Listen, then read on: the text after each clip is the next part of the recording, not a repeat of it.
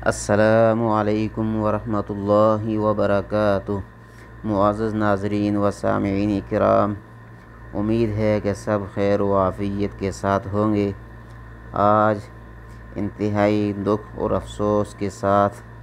یہ خبر دی جا رہی ہے، سابق وزیر اعظم و صدر پی ٹی آئی آزاد جموں و کشمیر بیرسٹر سلطان محمود چودھری نے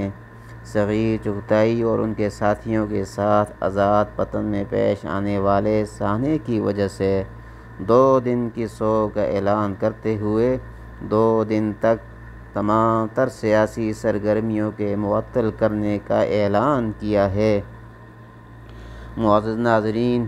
ہماری دلی دعا ہے کہ اللہ رب العزت صغیر صاحب کی جو ڈیڈ باڈی ابھی تک نہیں ملی،